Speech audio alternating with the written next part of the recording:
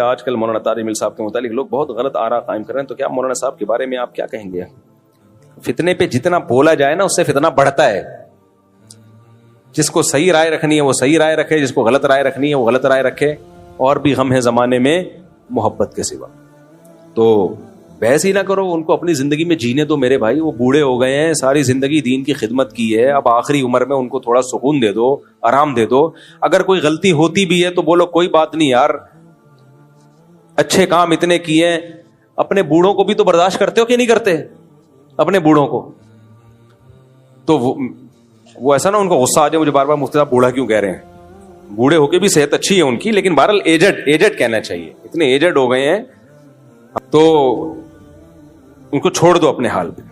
اور بڑوں کے اختلافات میں نہ پڑو، جو بڑوں کے اختلافات ہیں ان میں نہ پڑو.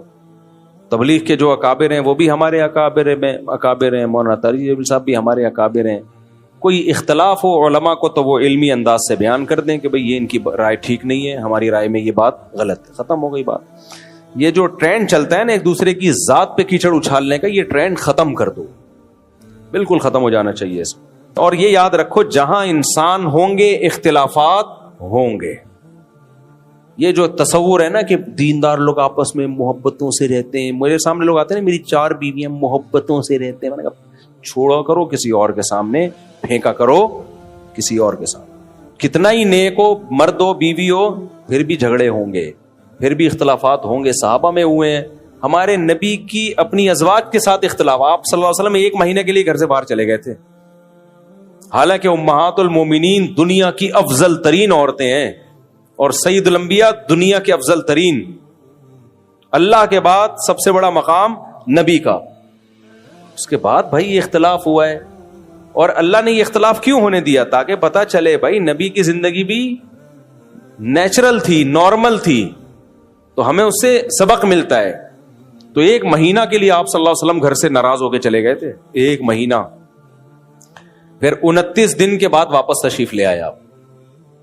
صحابہ نے کہا بھی مہینہ پورا نہیں ہوا ہے، آپ نے فرمایا چاند 29 کا ہے. ٹھیک ہے نا؟ اس کا مطلب آپ صلی اللہ علیہ وسلم پورا گن رہے تھے، چاند نظر آیا تو آپ نے کہا ہو گیا مہینہ پورا. جو تو یہ سب نیچرل ہے بھائی. لڑائیاں بھی ہوتی ہیں، خوشیاں بھی ہوتی ہیں، غم بھی ہوتے ہیں، پڈے بھی ہوتے ہیں، پھر سلح بھی ہوتی ہے.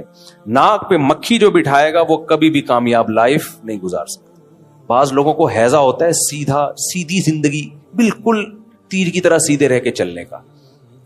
تو جس کی زندگی میں لچک نہیں ہے، فلیکسیبلٹی نہیں ہے، برباد سب آڑت. اے میری قوم اعتراضات چھوڑ دو، استغفروا ربکم، رب سے توبہ استغفار کرو. دیکھو وہ لوگ استغفار کا مطلب سمجھتے تھے، ہم لوگ استغفار کا مطلب نہیں سمجھتے.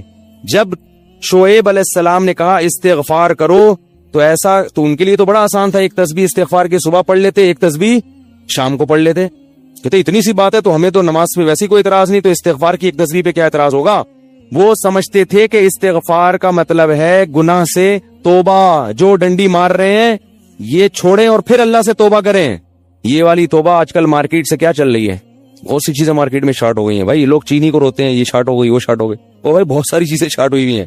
تو یہ والی توبہ آج کل مارکیٹ سے کیا چل رہی ہے؟ شارٹ چل رہی ہے. استغفار استغفر اللہ، ڈرامہ دیکھ کے بھی استغفار ہو رہا ہے، ہائے ہائے کیسا ہو گیا ہے، کیسی ہیروئن ہے، توبہ توبہ. ٹھیک ہے نا؟ کیسا ہیرو ہے، ہائے اتنا گندا گانا، توبہ توبہ استغفر اللہ. تو یہ استغفار چل رہا ہے آج کل. تو استغفار کا مطلب وہ لوگ بولو بھائی سمجھ.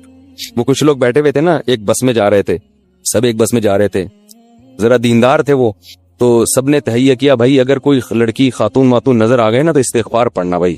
ٹھیک ہے نا؟ کیا کرنا ہے؟ تاکہ نظریں نیچی کر لیں، توبہ استغفار.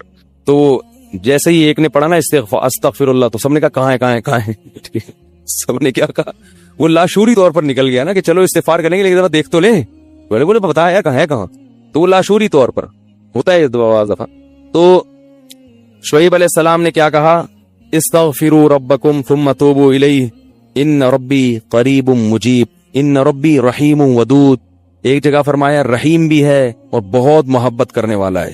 ودود محبت کی سپرلیٹو ڈگری ہے، بہت محبت کرے گا تم سے، بہت زیادہ محبت، اتنی محبت کہ اس کے لیے تم نے گناہ چھوڑ دیا بھائی، بہت محبت کرے گا. تو ظاہر ہے اللہ جب محبت کرتا ہے تو ہماری طرح نہیں ہے کہ بہت محبت ہے بس ہے تو بھئی یہ پیسے دو، اتنی محبت ہے تو ٹھیک ہے نا. آپ کو کوئی دوست پریشانی میں آئے آپ کے پاس، بہت پریشان تھا، اس کو پیسوں کی ضرورت تھی، وہ آپ اس سے کہہ رہے یار مجھے تمہیں، آپ کو پتہ نہیں تھا کہ ابھی یہ پیسے بھی مانگ لے گا مجھ سے، کہہ رہے یار مجھے تم سے بہت محبت ہے، ایکچولی میں بتا نہیں سکتا بہت محبت ہے. وہ بڑا خوش ہو گیا بھائی اب تو ٹھیک ہے بھائی. تو کہہ رہے یار مجھے نا 100 روپے کی ضرورت ہے.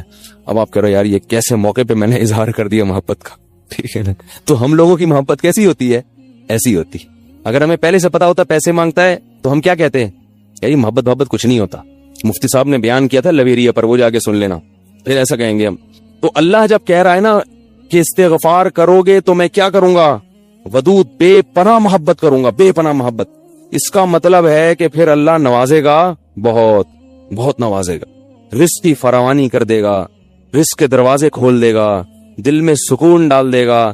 اگر پریشانی بھی آئے گی تو درجات کو بلند کرنے کے لیے، جیسے یعقوب علیہ السلام پر پریشانی آئی، جیسے یوسف علیہ السلام پر پریشانی آئی تاکہ مصر کا بادشاہ بنا دوں، پھر وہ پریشان کرنے کے لیے پریشان نہیں کرے گا، وہ پریشان کرے گا خوشی دینے کے لیے.